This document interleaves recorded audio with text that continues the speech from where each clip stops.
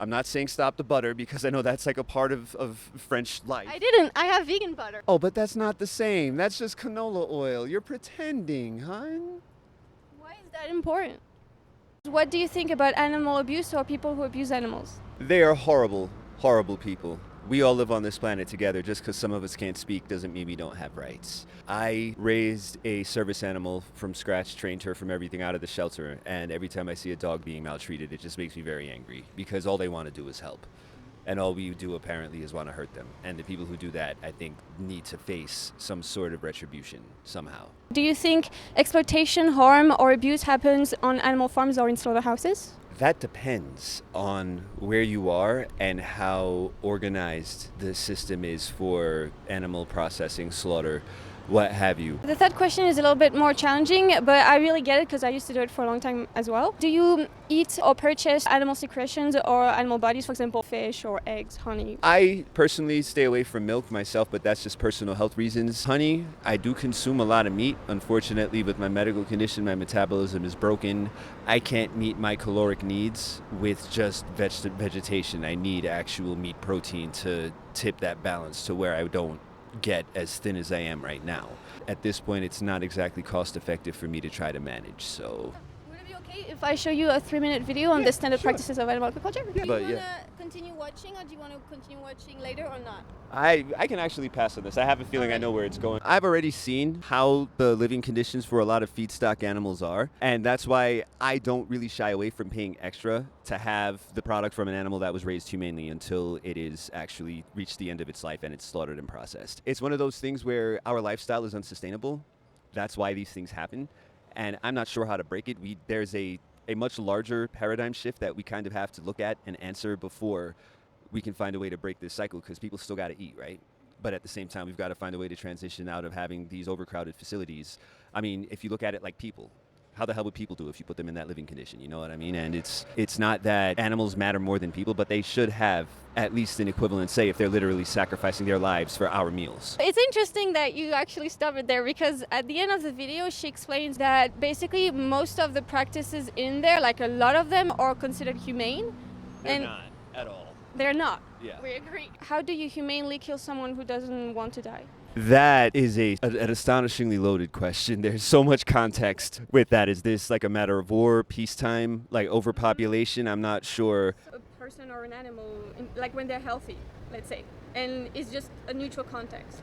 There is a greater mind than mine that can probably answer that question for you, but I honestly have no real answer about that, because ultimately that comes down to human choice. The fact that we can make our desires known compared to an animal. I mean, animals still can make their desires known, but it's a more limited skill set they're working with to communicate that. Honestly, with humans, I think it comes down to a matter of choice. And I don't think anybody's just going to want to be like, oh, I'm in the peak of health. Yeah, you can end my life. I just don't see anybody making that choice unless something's very wrong with them up here. If it's somebody suffering a terminal illness or an illness that's so miserable it kind of defies the point of wanting to live if you have to suffer that every day, that's a different argument, you know what I mean? But for the healthy, I'm not sure I can answer that. Do you think we need to eat animals to be healthy or survive? Biologically, yeah. I mean, we are designed for that, and if you have researched the paleoanthropology of humans, we used to be super predators. We were obligate carnivores. I'm not sure how we taught ourselves out of that or trained our bodies out of that. So we have adapted to have an omnivorous diet, meaning we can digest meat, etc. Just because we can digest something doesn't mean that we need it or even that it's the best kind of food for us, as we'll get into a bit later. But we can eat anything. We should eat anything, but we should do it responsibly. The way that I try to organize my diet is via balance. You have to balance how much meat with how much veggie, with how much fat, with how much sugar, how much anything else. So it's all a matter of proportion and, I guess, perspective from where you are in your life. But there's a balance that everyone has to strike. The biggest group of nutritionists in the world, and it's called the Academy of Nutrition and Dietetics, they've stated that well-planned vegan diets are suitable for like athletes, pregnant women, like anyone really, all ages. If you knew you could have all the calories that you need to have, if you knew that there was a way to have that on a vegan diet, would you consider it? Absolutely. That's one of the reasons I haven't, is that doesn't exist at the moment. There's no way to do it without actual meat. But where my family's from in the Caribbean, eating a fruit and vegetable heavy diet, even with meat, is actually one of the healthiest ways to go about it. Honestly, for me, I'm here for a good time more than I'm here for a long time. So extending my life, even if it's via natural means that way, there's only so far I'm willing to go before it's like, I've been here too long. How do I get off this planet? You know what I mean? So it's one of those things, if the technology existed, I would probably try to adopt that myself. So Have you ever tried like things like protein shakes, beans and things like that have high calories? Oh, absolutely. Absolutely. My diet, usually chickpeas are a fairly large part of my diet because that's one of the heaviest protein laden vegetables out there. Peanuts, almonds, most nuts I usually consume heavily as well because that's a part of getting the healthy fat and the healthy protein that you need. I know you're French. I'm not saying stop the butter because I know that's like a part of French life. I didn't. I have vegan butter. Oh, but that's not the same. That's just canola oil. You're pretending, hon. Why is that important? The thing is, you can have these traditional foods. Vegans have figured out how to make them taste like so similar or the same usually. The other issue I have with vegan cuisine is the amount of processing that has to go into it in order to make it taste like something that you make with meat originally. What I've discovered for myself is the more processes you have to put your food through, the likelier it is for it to encourage inflammation. Are you aware about like the antibiotics and the natural hormones, even if there's no like added hormones, which usually they are, the medications and even the feces, the mucus that are in animal products?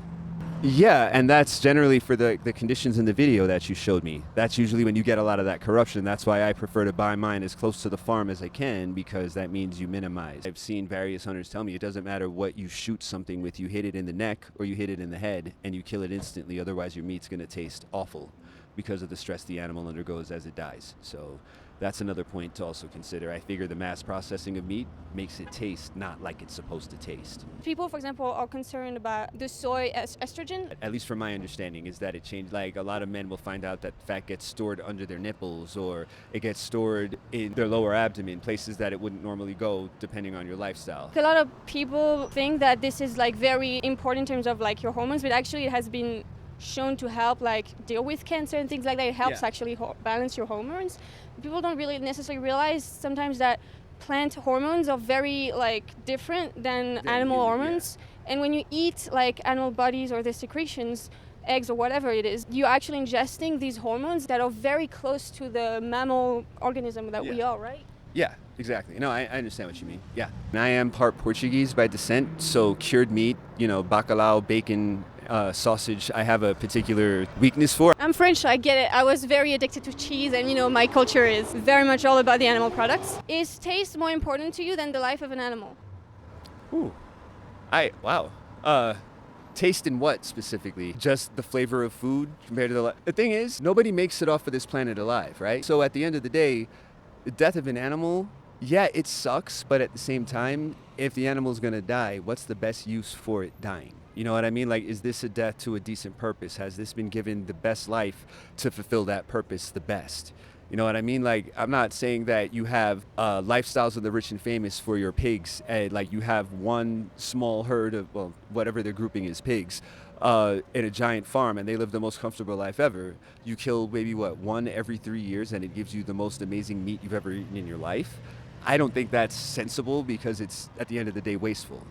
Because, yeah, the animals will find their own space, but give them their own space. Don't necessarily overindulge. Like there's overcompensating for the mistreatment that's already happened, and I feel like we have to find a way to balance making good on the mistreatment that we've committed versus going too far into the consolement of the animals. I mean, they need rights, but they don't need human rights. You know what I mean? Because they're not human. At the end of the day, yeah, we're all on the same planet, but we're all different. And the thing with animals is if they can figure out ways to communicate with us better, to leverage for those rights, I welcome it. But outside of dogs, I don't see any animal, well, maybe dolphins, but it's probably too late for them also, just because of what we're doing to the oceans. In the grand scheme of things, I figure by 2030, we're going to know a lot more about how bad it's actually going to get. I feel like a lot of the species we eat are probably going to go extinct before we do. And we are going to be very sore and worrying about it, so we have to figure out a plant diet. But at this point, if we still have it, use it responsibly, but we may as well still use it. Are you aware that animal agriculture is in the top 3 leading causes of climate change and environmental destruction? Even local farming, grass-fed, it clears a lot of land and it uses a lot of water, and grass-fed is actually much less sustainable than factory farming, which is a part of why they introduced factory farming. Are you aware of that? I mean, I can see that from a cost-benefit standpoint, how that makes sense. It's probably not going to be worth it in the very, very short run. I mean, look at what COVID did to us.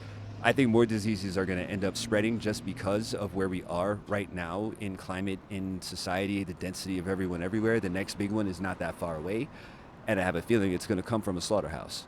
Just like it came from a market in Wuhan, it's going to probably come from a slaughterhouse in South Dakota this time. Why participate in it if we know that it's contributing to climate change, zoonotic diseases, not necessary for health, and of course there's so much suffering and right violation. I'm sorry, you misunderstand me. I'm not saying that we continue to engage in it as it is. We have to find a new balance for it, but it's not that it's still not useful. It's just that it has to be organized more differently for us to get the best out of it. The way it is now, it's balanced far more to the actual end user side, the production side, than it is to the beginning of the production scale. And that has to balance in order for this to make sense, at least to avoid the things like what's happening in the video that you showed me.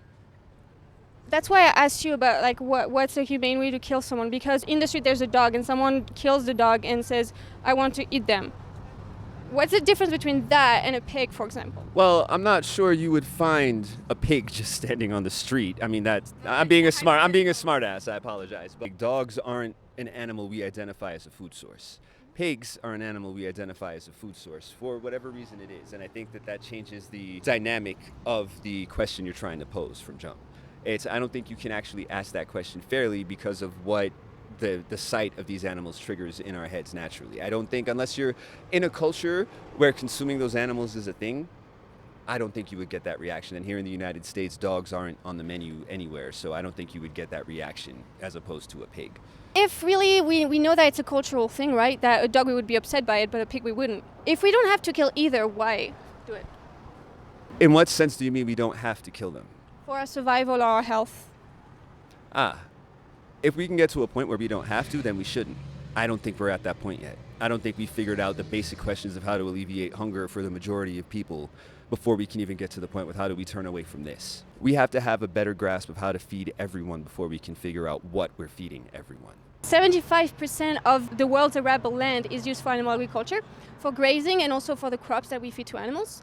If we cut animal agriculture out, we could rewild or do whatever we want with the 75% of the land that we have back. Okay. Wouldn't that help feed the world? That also then becomes a logistics issue. How do you supply that food with the more space that you have? How do you actually get it to where you can supply the people who need that food that you're able to create the most? That's the next issue in what you're saying. My husband is vegan, and I'm sure he's not in your situation. It's not as extreme as your situation. He has a hard time actually gaining weight. Yeah. And so what he does, he drinks like protein shakes, he gets like calorie-dense food, right? Yeah. Basically, his priority is avoiding killing and the exploitation of animals because he knows he doesn't need to survive, and he can be healthy on a vegan diet. In your situation, it's difficult to get enough calories. It might be possible, maybe there's ways to do research and to see that you can find other ways to get high calories. At this point, it's probably not cost effective because it's emergent technology. That means the price point's going to be a lot higher. Until scale allows it to be distributed everywhere, then the price will start to drop. There's like this huge study in 2021 that was done in 150 countries, and they basically found out that vegan diets are 30% cheaper in general than other diets. So that included tofu and everything like that, like higher calorie, foods. For example, beans, like a can of beans, even if it's organic, it's like $1 or something at Walmart. Yeah. There's like a lot of calorie-dense foods that are healthy and you can make delicious meals out of, and also like processed foods that, I mean, honestly, I live on one income with my husband and we have a crazy freaking rent. We're vegan and we're eating really well, and we even spend on processed vegan things. For example, eggs are very expensive, right? Yeah. There are animal products that are more expensive than others, but it's the same for vegan foods, basically. That's what I'm trying to say. Okay. Going vegan to me is a very noble goal, but at the same time, you're still limiting yourself from what you can enjoy from this life. I feel like it's doing ourselves a disservice to completely divorce ourselves from that part of our diet when our bodies haven't specifically evolved to accommodate that type of diet. If we haven't evolved to that point, if it is true that it's like we were omnivores or carnivores, I mean, and that it's not suited for us yet, then why would these studies reflect the opposite? Actually, like meat has been shown to be a carcinogen. It's carcinogenic. And there's cholesterol is found in animal products only. Yeah. So to me, that means that we are omnivores. We've adapted because there wasn't anything else for us to eat. To me, that doesn't mean that we need it, because it shows in the evidence, in the science, that we don't do very well with these things. You know, like the limiting ourselves. I'm a complete foodie. I love food. I love food. Yeah. And so I really don't feel like I'm limiting myself. Maybe 10 years ago you would have, because there wasn't as many products. And as a cook, I'm sure you wouldn't have really a hard time figuring it out. I'm not a good cook. I actually don't like cooking, but I just cook so that I can eat delicious food, you know? What? Incroyable. Really, there's so many products now. It's unbelievable. It's like you barely notice it. It's just a transition, and it's weird in the beginning, and also what we have to put in perspective is like, is it worse for us or is it worse for the animal? Literally lost their life. Maybe we can, you know, figure out better ways, you know, to live a joyful life that also is a win for them. You know, we don't have to limit ourselves. It's just about learning how to veganize our recipes, and it's really, really easy at this point.